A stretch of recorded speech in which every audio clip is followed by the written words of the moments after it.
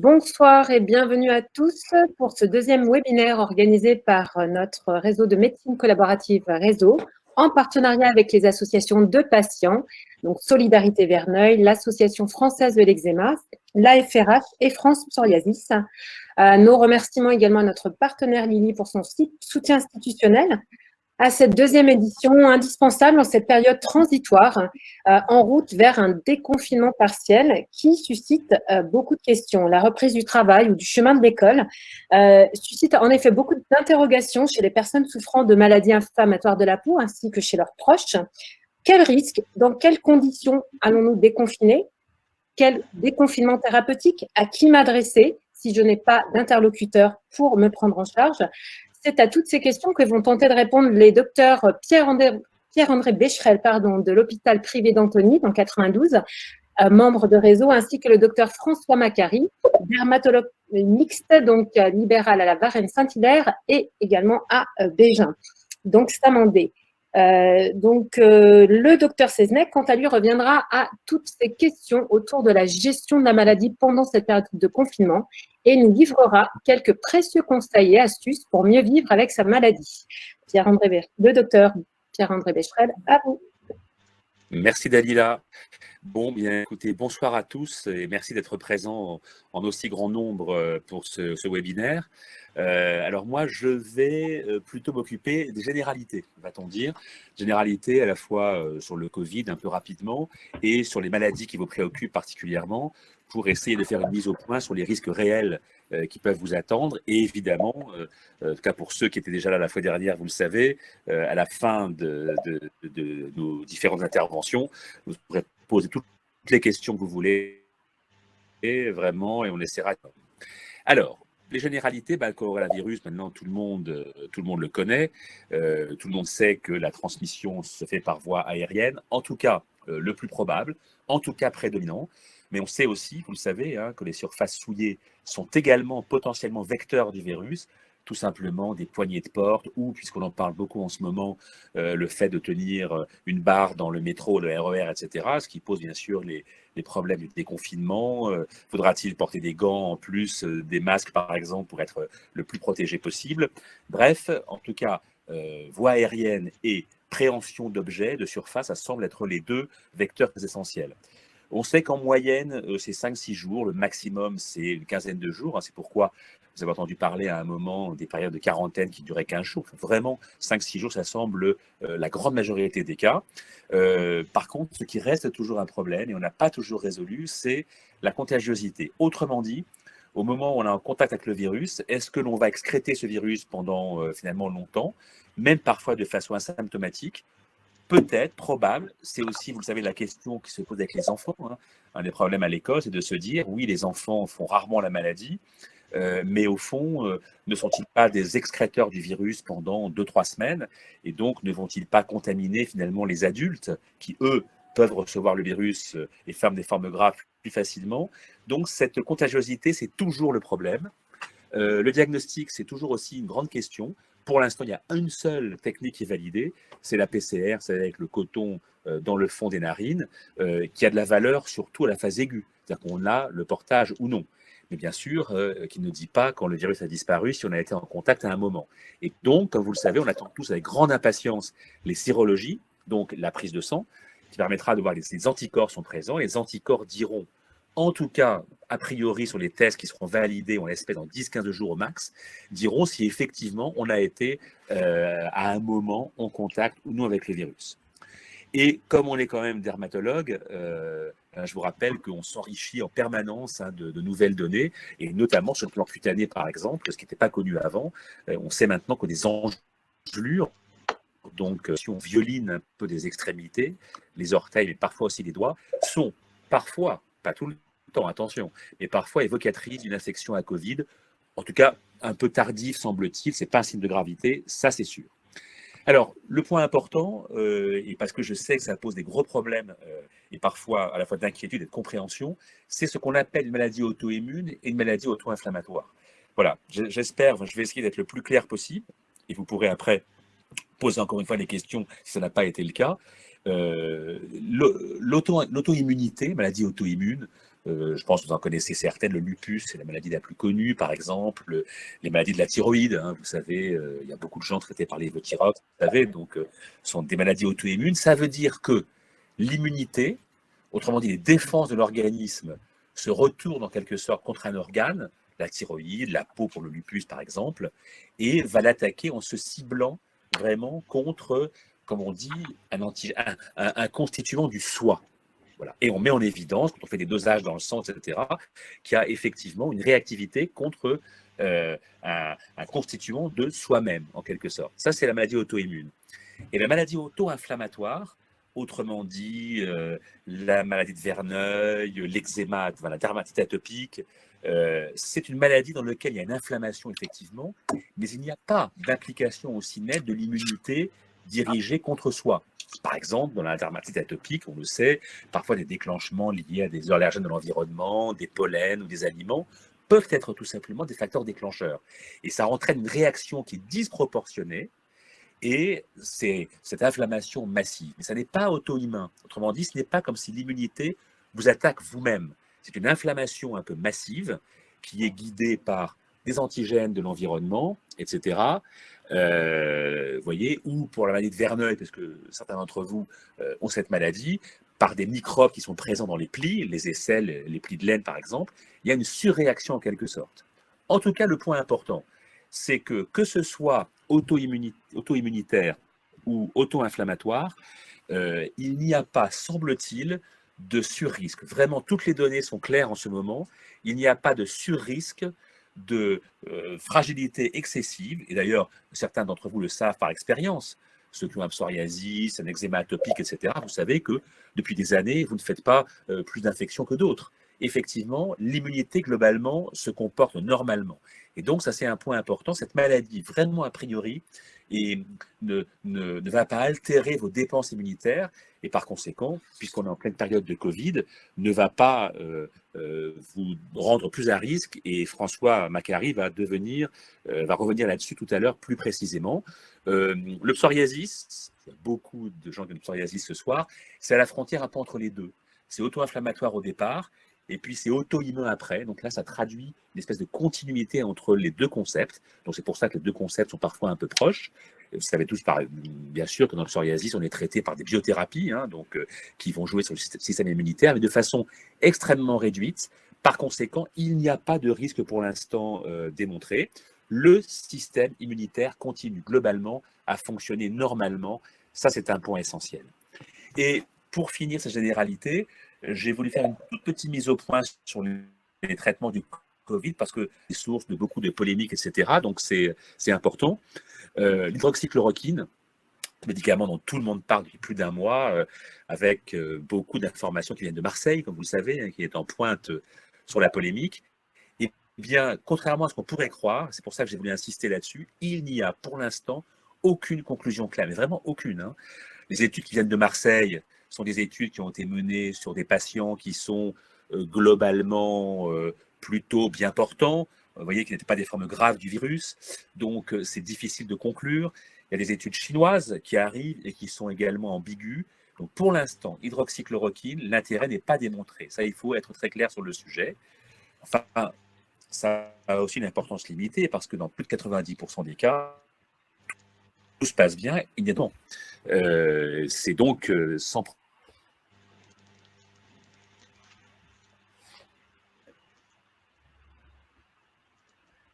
Voilà, je pense que Pierre-André a disparu, Dalila. Oui, il y a eu un problème. Donc, je me relève, peut-être. Voilà, je reprends. Hein, il n'y a pas pour l'instant de traitement miracle et rien à part peut-être le tocilizumab pour les personnes gravement atteintes en réanimation. Il n'y a pas d'autres avancées, en sachant que spontanément, dans la grande majorité des cas, la maladie guérit toute seule.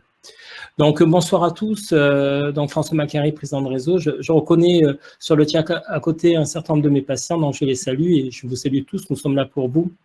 Donc, pour reprendre un petit peu un certain nombre d'interrogations suite au webinaire d'il y a 15 jours sur les traitements et puis sur sur l'après-confinement, sur la plateforme d'appel et d'écoute de réseau d'Octoderm. Beaucoup de ces questions reviennent régulièrement. Donc, déjà, ce premier point, sous traitement local, corticoïdes ou tacrolimus, j'insiste, vous ne risquez rien par rapport à l'infection Covid-19.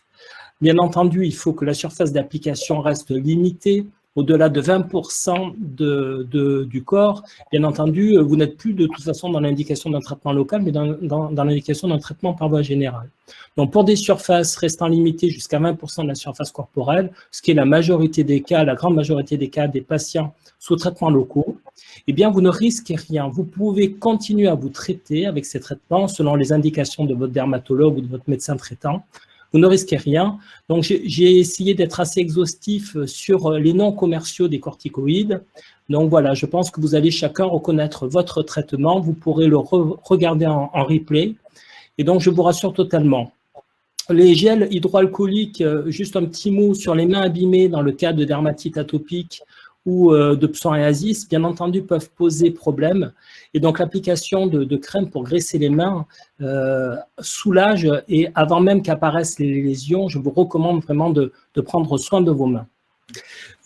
Pour les traitements par voie générale, parce que j'ai vu sur le chat un certain nombre de traitements, on se demande si ça fait des personnes à risque ou pas. Donc là encore, j'ai pris la peine de lister les traitements qui ne posent aucun problème avec l'infection Covid-19. Dans le psoriasis, l'Otesla et le Soriatane, donc ne posent aucun problème, ne font pas de vous des personnes plus fragiles. Dans l'eczéma, le Toctino et la biothérapie du Pixel ne pose également aucun problème. Et pour l'urticaire chronique spontanée, le Xolair est sans danger. Donc, en replay, vous pourrez regarder à nouveau tout ça, vous vous reconnaîtrez dans ces listes de traitements et donc, je vous rassure totalement par rapport à ces médicaments. Ceux qui posent problème sur l'immunité, qui sont censés faire de vous des personnes plus fragiles, plus à risque par rapport à l'infection Covid-19, je les ai listés ici. Donc, vous pouvez reconnaître le médicament que vous prenez habituellement. Si vous n'avez pas le temps de voir plus en détail et de façon plus détaillée, vous pourrez en replay avoir le loisir de regarder à nouveau cette diapositive. Mais donc, tous les traitements sont là. Ce sont essentiellement des traitements pour le psoriasis. Dans la maladie de Verneuil, ils peuvent être prescrits à titre exceptionnel, mais ils sont surtout donnés pour certains dans le cadre de protocoles expérimentaux et ne sont pas encore commercialisés. Donc, c'est essentiellement le psoriasis qui est concerné. Les deux premiers, méthotrexate et cyclosporine, sont dits traitements systémiques immunosuppresseurs. Les autres traitements sont des biothérapies, c'est-à-dire des traitements ciblés sur l'immunité. Le risque d'infection est faible. On n'a pas démontré de surrisque d'infection grave, de forme grave de Covid-19 avec ces traitements, mais vous êtes quand même avec une plus grande fragilité de votre immunité et donc vous êtes classé sous ces traitements-là dans les personnes dites vulnérables ou à risque par les autorités de santé. Et donc, vous devez respecter une mesure d'isolement et votre employeur doit faire en sorte que cette mesure d'isolement soit respectée. Les personnes qui cohabitent avec vous dans cette période de confinement sont considérées comme des personnes cohabitant avec une personne dite vulnérable et donc doivent prendre les mêmes précautions que vous. Après le 11 mai, donc lors du déconfinement, vous êtes donc des personnes plus vulnérables, il faudra faire plus attention et respecter strictement les mesures barrières, les mesures de protection, mais aussi les mesures de confinement et de protection au travail. Votre employeur se doit donc soit de vous permettre de télétravailler, ou si vous devez vous rendre sur votre lieu de travail, il doit faire en sorte que les mesures de sécurité vous protégeant soient respectées. Si cela n'est pas le cas, vous pouvez demander à être protégé. Pour les salariés, c'est un certificat d'isolement qui vous donnera droit à une indemnité d'activité partielle qui vous sera remis. Et pour les non-salariés, c'est un arrêt de travail. Donc là, pour les non-salariés, il y a un maintien des dispositions antérieures, c'est l'arrêt de travail. Comment demander ce certificat d'isolement ou cet arrêt de travail si votre dermatose inflammatoire, psoriasis, dermatite atopique, urticaire chronique spontanée ou maladie de Verneuil vous donne le droit, vous avez été mis en ALD, c'est-à-dire donc à 100%, cette demande se fait sur déclare.amélie.fr, en sachant que si vous avez d'ores et déjà été déclaré en arrêt de travail sur déclare.amélie.fr, c'est automatique, vous recevrez un certificat d'isolement. Si vous n'êtes pas considéré en ALD, à ce moment-là, vous contactez votre médecin, médecin traitant, médecin de ville ou médecin hospitalier, afin qu'il établisse, si vous êtes salarié, un certificat d'isolement, ou si vous êtes une personne travailleur indépendant, un arrêt de travail selon les mêmes dispositions existantes d'ores et déjà. Donc tout cela peut paraître un petit peu compliqué, ça sera repris sur notre plateforme Doctoderm dont on va vous parler en fin de webinaire. J'espère vous avoir d'ores et déjà éclairé. Il va y avoir les sessions de questions-réponses, mais tout cela sera repris aussi sur la plateforme Doctoderm, Dalila. Oui. Donc, je laisse la parole à notre confrère Jean-Christophe Seznec. Bonjour, merci à Réseau de m'accueillir, puis merci à Réseau de présenter ces informations-là au plus grand nombre. Donc, un petit mot pour vous dire que je suis médecin psychiatre, que je fais de la thérapie ACT et de la thérapie comportementale et cognitive, que je téléconsulte sur CARE, je pratique la méditation, je vous en parlerai tout à l'heure. Tout ça pour vous dire, je fais une approche pratique et pragmatique de la vie, parce que la vie, comme on le voit en ce moment, elle se passe jamais comme on veut. On a une idée de ce que devrait être la vie, mais finalement c'est complètement différent. Il y a des hauts et des bas, et si on peut pas contrôler le vent et la mer, on peut contrôler la manière qu'on navigue dans l'instant présent. Et puis comme dans le roller coaster, toute chose est une expérience, et donc profitons de la vue. Nous, on vit cette pandémie, d'autres ont vécu la conquête de l'Ouest. C'est vrai qu'il y a des choses qui sont rugueuses, qui sont éprouvantes, mais c'est peut-être ce qui fait partie de l'aventure de vie. Parce que comme dit Forrest Gump, la vie c'est comme une boîte de chocolat, on ne sait jamais sur quoi on va tomber. On ne savait pas qu'on allait tomber sur cette pandémie et sur ce confinement. Et on voit bien que même en isolement, chacun d'entre nous peut voir cet isolement de manière différente. Et c'est pas tant l'isolement qui joue un tour, c'est aussi le regard qu'on porte sur ce qu'on vit à cet instant qui influe sur nos émotions. Parce que notre système émotionnel aimerait bien tout contrôler.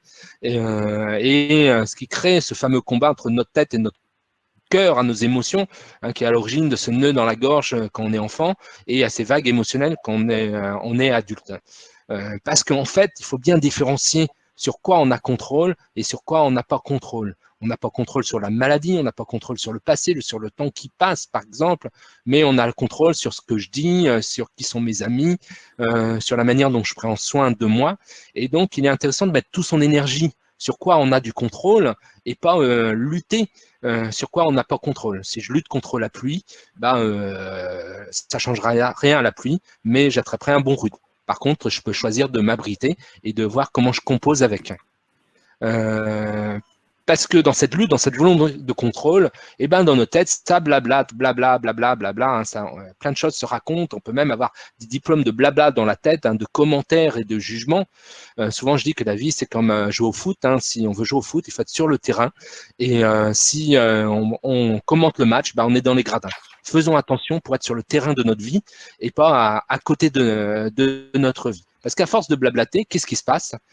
Ça déclenche la peur. Les émotions. Les émotions sont directement liées à nos commentaires, à nos jugements sur ce qu'on vit, sur le confinement, sur notre maladie. Et finalement, on se crée une double peine. Parce que tout ce qui nous arrive, finalement, crée des échos au niveau sensation physique, au niveau des émotions, au niveau des pensées. Et l'être humain, pour moi, est une immense chambre d'écho qui procure ces résonances intérieures, et il est nécessaire de faire de la place à ces résonances intérieures, qui veut dire tout simplement qu'on est vivant. Alors, comment faire? Notre cerveau émotionnel, il nous raconte plein de choses. Fais un effort, t'es un fardeau, t'es nul, t'es folle, t'es hypersensible. Il faut trouver des pensées antidotes qui nous permettent d'éloigner toutes ces pensées que nous vend notre dealer de pensées dans notre tête. Il n'a qu'un client, c'est nous, et sa cam, c'est les pensées, et il sait à quelle cam on est accro. Donc, faisons des pensées antidotes pour pas se laisser intoxiquer par ce cerveau émotionnel qui nous blablate dans la tête. Et puis chaque chose est liée au fond au regard que l'on porte, et on voit bien à côté que le verre à moitié vide ou à moitié plein, on peut le voir de différentes manières. Les deux sont vrais, mais autant choisir ce qui nous fait du bien. Et les mots qu'on emploie sont aussi des stimuli. Les mots qu'on emploie sont comme des cailloux qui sont lancés dans notre maître intérieur et qui vont faire des vagues. Donc, utilisons des mots qui sont adaptés à nous et pas des mots qui vont nous amener à réagir. Sinon, ça va créer des mots MAUX. Moi, j'aime beaucoup cette phrase qui dit « On pourrait s'imaginer qu'au moment de faire l'expérience du courage, on entendrait l'ouverture de la 5e symphonie de Beethoven, ou bien on verrait une immense explosion dans le ciel, mais il n'en est rien. Dans la tradition Shambhala, c'est en travaillant la vulnérabilité du cœur humain qu'on découvre le courage. » Je crois que la première étape pour vivre chaque expérience de vie, le confinement et la maladie, c'est aussi faire de la place que nous sommes des êtres humains et donc par définition vulnérables, et de sortir de la lutte contre cette vulnérabilité qui est inhérente à la vie, qui va nous créer cette fameuse double peine. Alors, quelques clés pratiques pour gérer ça. Moi, j'aime bien donner un mantra à mes patients. Un mantra, c'est une phrase qui structure notre intériorité, qui vaut tant pour sa signification, mais pour sa musicalité. Le mantra que j'ai inventé, c'est « J'accueille et j'accepte d'avoir des émotions, car cela signifie que je suis un être vivant et un être émotionnel. » Donc, si je suis stressé, si je suis en colère, au lieu de démarrer démarrer immédiatement, si je prenais un instant pour me dire « Génial, si je suis stressé, c'est-à-dire que je suis encore vivant. » Donc, c'est quand même, malgré tout, une bonne nouvelle. Donc, même si la situation est très pénible, si la maladie est très handicapante, malgré tout, on est encore vivant. Des fois, j'ai l'impression que mes patients, ils rêvent une vie sans pensée, sans émotion, sensation physique. Je suis désolé, mais ça, c'est une vie de cadavre. Donc, tant qu'on est vivant, on a des pensées, on a des émotions, des sensations physiques, et on est bien vivant, et ça, c'est super. L'autre chose, c'est essayer de faire la différence entre ce qui est grave et ce qui est désagréable, embêtant, frustrant, entravant. Ce qui est grave par définition, c'est ce qui est mortel ou handicapant. Donc, si je perds mon téléphone, c'est pas grave, je vais pas mourir. Mais peut-être que c'est très embêtant parce que j'ai peut-être pas l'argent pour m'en racheter un. Je vais c'est difficile dans la période de confinement d'en acheter un. Je vais peut-être perdre des photos qui me sont très importantes. Mes patients vont pas pouvoir m'appeler, mais c'est pas grave. Pourquoi c'est important de faire cette différence? Comme je vous ai dit, les mots sont des stimuli. Et si je me dis que c'est grave, ça va réveiller mon dealer de pensée qui va réagir et mettre le bordel à l'intérieur de moi. Donc, et générer cette fameuse double peine. Cette double peine, une bonne manière de la voir, c'est si je casse mon téléphone, non seulement j'ai mon téléphone cassé, mais si je m'énerve, j'ai la conséquence de mes émotions. Et c'est pas parce que je vais m'énerver que mon téléphone va se réparer plus vite. C'est pas parce que je vais m'énerver que je vais guérir plus vite. Donc, c'est intéressant de voir comment on fait de la place à ce qui nous arrive sans se mettre en double peine pour nous rajouter une souffrance supplémentaire. La douleur fait partie de la vie, mais la souffrance est évitable. La souffrance est liée à la lutte qu'on a contre ce que l'on vit, ce qui se présente à nous. Alors moi, comme je vous ai dit, je fais de la thérapie ACT. La thérapie ACT, c'est une thérapie comportementale et cognitive dite de 3e vague. On travaille dans l'ici et le maintenant. On est centré sur les émotions, on travaille sur l'ouverture émotionnelle, sur l'acceptation. Comme le surfeur, il accepte la vague. Pour pouvoir la surfer, il faut pouvoir l'accueillir. Si on est en lutte contre la vague, on boit la tasse. Si on veut comprendre pourquoi il y a des vagues, on peut faire des tests jusqu'à la fin de sa vie. Pour pouvoir choisir et négocier non pas seulement la vague, mais aussi le présent, ce qui se présente à nous. Et finalement, être dans la capacité de reconnaître ce qui peut marcher dans une situation donnée, au regard de ce qui compte pour nous, et d'adopter des comportements adéquats pour soi et les autres, et sortir de la lutte sur quoi on n'a pas de contrôle. Donc, ça demande de pouvoir accueillir ce qui se passe. Un exemple type, c'est la météo. Il y a des gens qui blablatent pendant des heures sur la météo, mais c'est pas pour ça que ça arrête de pleuvoir. Puis il y a des gens qui disent, bon, il pleut. Et après. Donc, les émotions, en thérapie acte, on aime beaucoup les images parce que ça vaut tous les discours, et ça permet de se représenter les choses. Et souvent, les émotions, on se les représente comme des vagues qui ont un début et une fin. Donc, ça demande d'accepter cette vague, d'accepter cette situation émotionnelle. Ça va attendre que ça passe parce que ça a un début et une fin, et de ne pas combattre cette vague au risque de se noyer. Ça demande de ralentir face à cette vague émotionnelle, d'attendre que la vague passe, et puis utiliser des techniques respiratoires dont je vais vous parler par la suite. D'être indulgent avec soi-même, parce que comme on a vu, le fait d'avoir des émotions, ça veut dire qu'on est simplement humain, et de faire attention à ne pas penser au pire, parce que le pire, il est dans le futur, et le futur, on ne le connaît pas, parce que si je le connaissais, je jouerais au loto. Donc je ne connais pas le futur. Donc revenir dans l'instant présent et voir comment je négocie ce présent avec ces problèmes de santé qui se présentent à moi. Donc, quand on est face à des pensées anxieuses, il est important de faire la différence entre ce qui nous stresse, ce qui peut arriver et ce qui arrive vraiment. Des fois, il y a des grosses différences entre tout cela. Donc, comment se poser des questions, se dire où est le problème? Le pire est-elle sûr? Est-ce si grave? Et que puis-je faire pour toujours revenir dans la réalité, revenir dans l'instant présent et quitter l'imaginaire où on se raconte des cauchemars? Donc, face à une situation, ça nous crée une expérience intérieure qui nous crée une émotion. Et cette émotion, soit elle diminue, soit elle augmente. Alors, qu'est-ce qui permet de diminuer l'émotion? Tout simplement, il faut savoir accueillir l'émotion, prendre l'information des émotions, parce que les émotions nous informent de nos besoins. Quand on a peur, ça nous informe de notre besoin de sécurité. Quand on est en colère, ça nous informe que nos droits sont bafoués. Quand on est triste, ça nous informe que nous avons à renoncer à quelque chose. L'émotion, c'est aussi de l'énergie. Forrest Gump, à un moment donné, il a une grosse émotion, il part courir pendant 3 ans. Se poser la question, qu'est-ce que je fais de cette énergie? Les grands-mères, autrefois, elles tricotaient quand elles étaient un peu émues, elles tricotaient encore plus vite, elles récuraient encore plus leur casserole. Qu'est-ce que je peux faire de cette émotion émotionnelle? Laisser passer la vague, se distraire, au lieu de rester le nez sur cette émotion, on peut essayer de regarder ailleurs. On n'est pas comme la météo, on ne peut pas passer tout son temps à regarder la météo. On peut aussi prendre le temps, même si ici à Paris il fait gris, moi je me concentre sur cet échange que j'ai avec vous, et finalement la météo a beaucoup moins d'importance, et faire des travaux d'ancrage pour venir dans l'instant présent. Si on fait tout ça, la vague émotionnelle diminue progressivement. Elle augmente, cette vague émotionnelle, si on commente cette vague, si on refuse cette vague, si on lutte contre ces vagues et si on panique contre cette vague, ça va faire grossir cette vague qui peut devenir un tsunami et puis nous enferrer encore plus dans la prison mentale que sont nos pensées. Un outil très pratique, c'est la cohérence cardiaque. La cohérence cardiaque, c'est d'apprendre à respirer pendant 5 minutes, 3 fois par jour, où on inspire pendant 5 secondes avec le ventre, et on expire avec 5 secondes pour expirer. Il existe de nombreuses applications téléphoniques qui vous aident à ça. Et cette respiration ventrale est extrêmement apaisante. Et d'ailleurs même, on a fait faire ça à des femmes pendant 3 mois.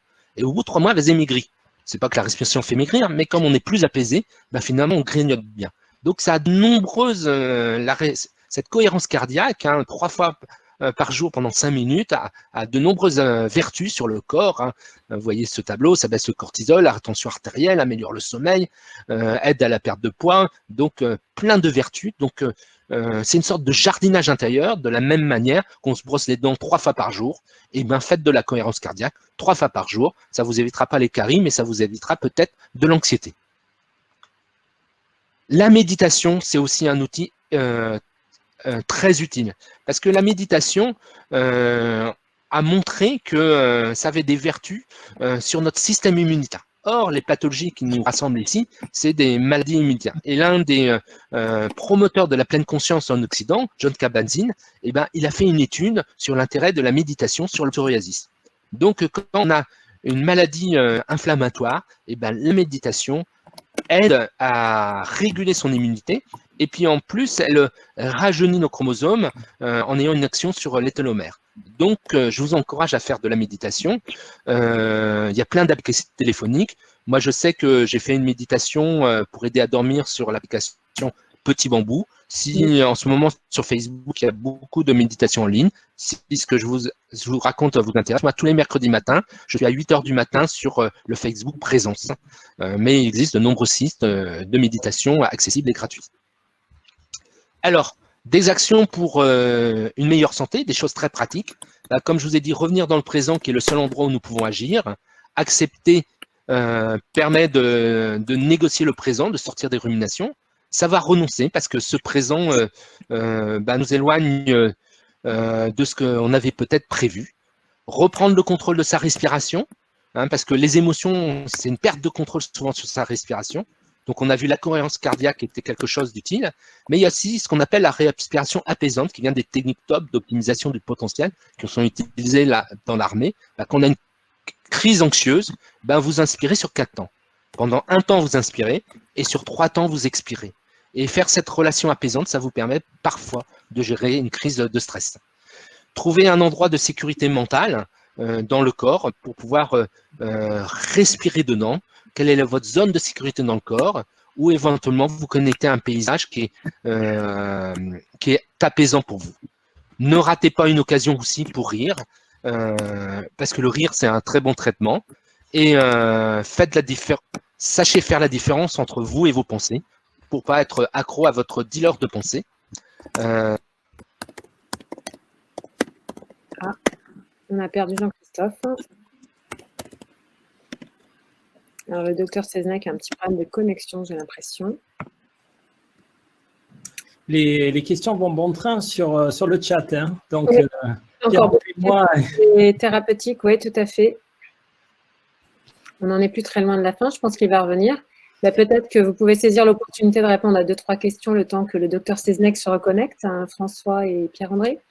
Oui, je vois là sur le chat beaucoup de questions par rapport au traitement et au travail. Donc là, je vous ai mis sur ma...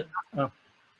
Me revoilà. Donc j'arrive à la fin, désolé de ces problèmes de connexion, comme quoi ça ne se passe jamais comme on veut. Donc mon ordonnance, c'est bouger votre corps, ne ratez jamais une occasion de bouger, mangez des aliments réels, prendre soin de votre fatigue, offrez-vous des opportunités de sommeil, cultivez votre réseau social malgré la distance physique, cultivez la pleine conscience de vous dans vos actions du quotidien, diminuez les toxiques, c'est-à-dire l'alcool, la cigarette, la drogue, qui sont de fausses bonnes solutions pour gérer notre anxiété et notre tension intérieure. Donnez du sens à ce que vous faites et pratiquez de l'autocompassion, parce que vous n'êtes que des êtres humains. Apprenez à vous aimer. On fait de notre mieux. Focalisez-vous sur vos qualités. Arrêtez de ressasser le passé. Prenez du temps pour vous. Osez dire non. Arrêtez de vouloir être parfait. Vous n'êtes que des êtres humains comme nous tous ici. On a tous des poubelles dans notre vie. Moi, j'en ai. Et le problème, c'est qu'on compare souvent la vitrine des autres avec notre arrière-cuisine. Mais on a tous des fragilités. Et donc, je crois que je suis dans les temps. Parfait. Si vous avez aimé ce que je vous ai raconté, vous trouverez un plus de choses dans le dernier livre que j'ai écrit, Débrancher votre mental, trucs et astuces pour ne plus profiter de la vie. J'ai un blog que je vous encourage de regarder, le blog à Palabre, où il y a plein de conseils par rapport à ce confinement. Si vous me retrouverez aussi en consultation sur Care. Et la sortie n'est pas hors de nous, mais elle est en nous, dans ce rapport à nous-mêmes. Merci à vous. Merci, docteur Seznec. Alors, comme on l'évoquait il y a quelques secondes, on va passer donc aux réponses à vos questions qui sont nombreuses, notamment sur la reprise du travail et les traitements. On voit qu'il y a une très, très grosse inquiétude, hein, et notamment une question qui a été posée on ne va pas rentrer dans le détail des questions personnelles. Vous savez qu'on a une ligne d'écoute active, on vous donnera les coordonnées juste après. Donc, notamment, suis-je plus immunodéprimée lorsque je fais mon injection, au lendemain de mon injection? Docteur Macari, docteur Becherel. Pierre-André, je te laisse répondre. Alors, il y a une petite confusion sur les termes. On n'est pas immunodéprimé qu'on est sous biothérapie. On est immunomodulé. C'est-à-dire, on m'entend, ça marche? Ça roule? Oui, très bien. Parfait, ok. On est immunomodulé, entre guillemets. C'est-à-dire que ce n'est pas tout à fait la même chose. Et c'est ce qu'on dit depuis le début. Il n'y a pas de surrisque infectieux démontré quand on est sous biothérapie. Ce qui est vrai, c'est que quand on commence un traitement pour la première fois, Humira, Stelara, ce que vous voulez, on a montré effectivement que s'il pouvait y avoir des petites bronchites, des petites angines, etc., c'était plutôt les 2-3 premiers mois du traitement. Donc, ça peut déséquilibrer un peu l'immunité au tout début. Mais quand on est sous traitement de façon chronique et qu'on s'injecte tous les 15 jours, tous les 3 mois, ça dépend du traitement qui est utilisé, non. Après le traitement, l'organisme s'est rééquilibré et donc il n'y a pas plus de risque dans les jours qui suivent l'injection.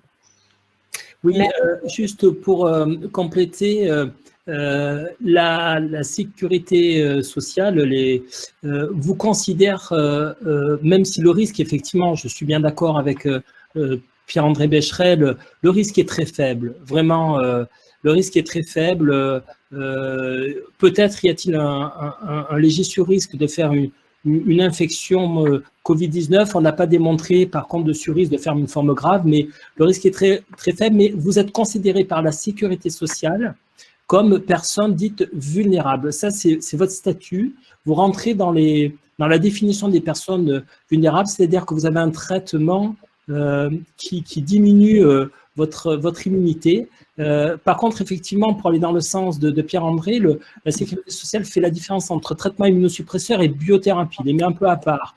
Ce qui prouve bien que, voilà, on ne sait pas trop classer les biothérapies, immunosuppresseurs, immunomodulateurs. Mais enfin, en tout cas, pour ce qui est des mesures de précaution au travail et votre droit à un certificat de confinement ou un arrêt de travail, si les mesures de précaution, les mesures de prévention ne sont pas respectées au niveau du travail, le fait que vous soyez sous ces traitements vous y donne droit. Il y a une question sur les masques pour les personnes qui sont notamment sous traitement par biothérapie ou traitement systémique.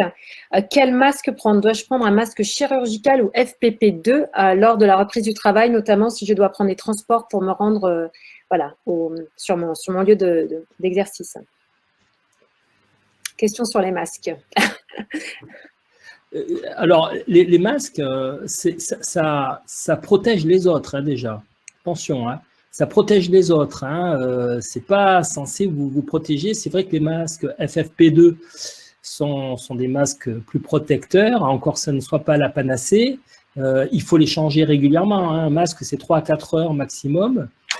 Et de toute façon, ils sont tellement rares, ces masques FFP2. Nous, médecins, avons beaucoup de mal à nous en procurer. Donc, je pense que voilà, il ne faut pas attendre monts et merveilles des masques. Mais c'est vrai que si tout le monde met un masque, nous évitons de contaminer les autres. Donc, en évitant de contaminer les autres, si les autres évitent de nous contaminer, ben, je crois que nous faisons barrage au virus. Sur les gels hydroalcooliques, des personnes qui ont un psoriasis, notamment au niveau des mains ou bien de l'eczéma, demandent si c'est recommandé ou pas et le cas échéant, que faire?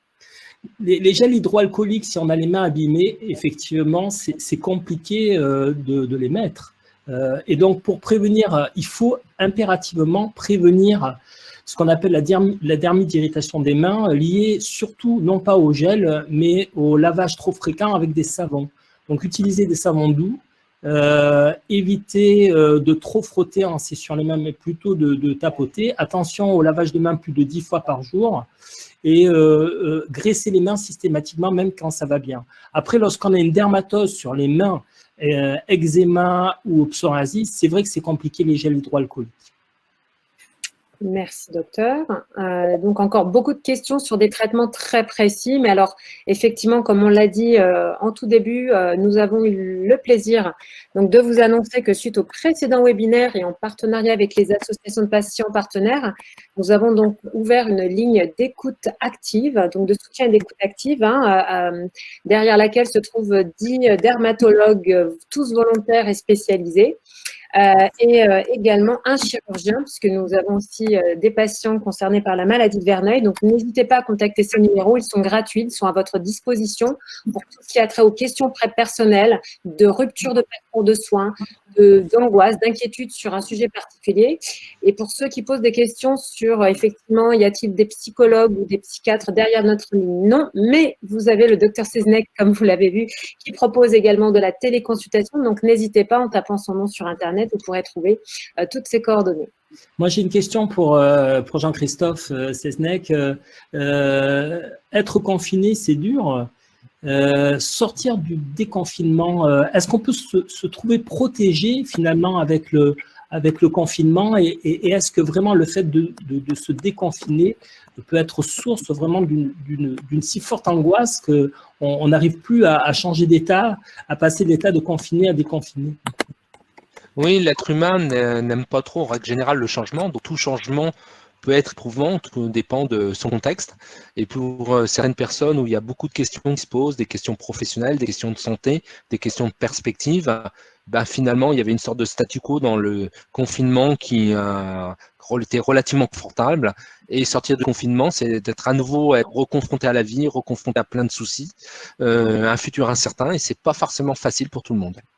Donc, c'est important de se faire accompagner aussi psychologiquement. Oui, si tout à fait. On essaye d'accompagner à la fois les individus, mais aussi les entreprises, parce que quand on a travaillé beaucoup en télétravail en confinement, quand on retourne, on sort du confinement, bah souvent il y a beaucoup de salariés qui sont épuisés et il y a de nombreux risques, notamment des risques addictifs, de pouvoir avec des faux bons traitements à travers les addictions, et tout ça doit être évalué parce que ça ne peut que rajouter une double peine et puis aggraver toutes ces maladies inflammatoires.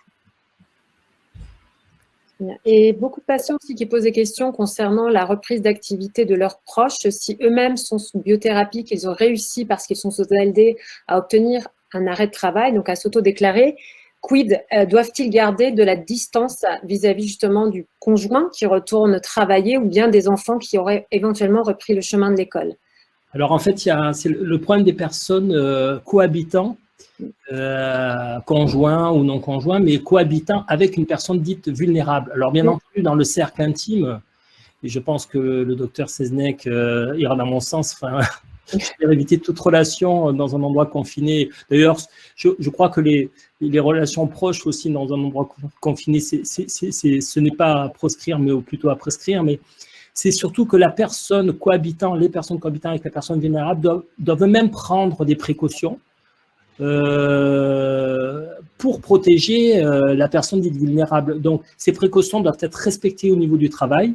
Si la personne cohabitant avec une personne vulnérable n'a pas, au niveau du travail, des conditions qui respectent la sécurité sanitaire vis-à-vis du Covid-19, eux-mêmes peuvent demander, s'ils sont salariés, un certificat d'isolement qu'ils produiront à leur employeur, ou s'ils sont non salariés, un arrêt de travail auprès de leur médecin traitant.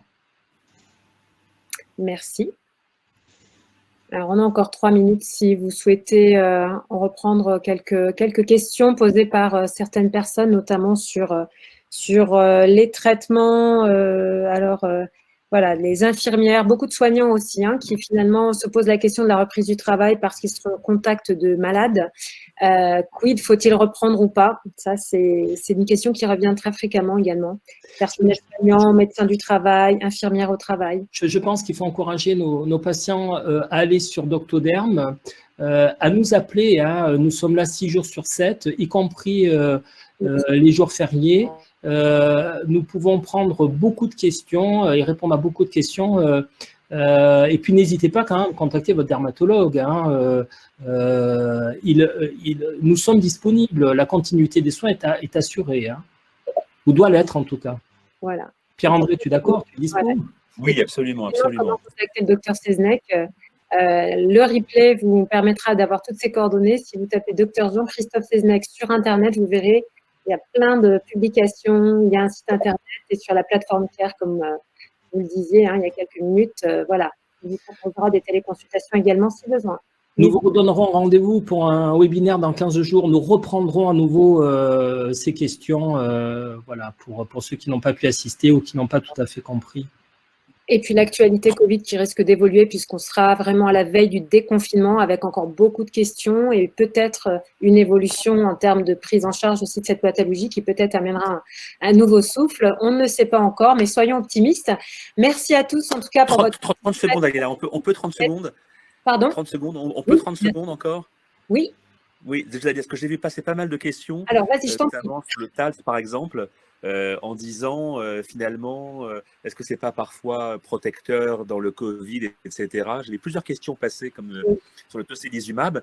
Oui, il faut rappeler que c'est pour ça que c'est compliqué, hein, parfois à expliquer, c'est que à la fois c'est un peu immunomodulateur en général, mais que quand on a un Covid, je vous rappelle que les problèmes pulmonaires graves du Covid, c'est l'immunité qui est en pleine explosion. Hein, qui est en train, on parle de l'orage cytokinique, et ce qui fait mourir les gens avec les problèmes pulmonaires, c'est parce que leur immunité, leur défense sont totalement déchaînées en quelque sorte et font les dégâts dans les poumons. Donc, ces fameux traitements qui sont un peu immunosuppresseurs, finalement, ils peuvent à la fois, quand on n'est pas malade, peut-être baisser un peu les défenses, mais finalement, c'est tout le paradoxe, quand on est malade, ils peuvent, en baissant un peu l'immunité, protéger en quelque sorte des dégâts. Vous voyez, c'est un peu paradoxal parfois, c'est le yin et le yang, pour faire plaisir à Jean-Christophe Seznec. Voilà, c'est dans la vie, rien n'est jamais simple et tout est facteur d'interprétation. Merci beaucoup, Dr Becherel, pour cette touche finale.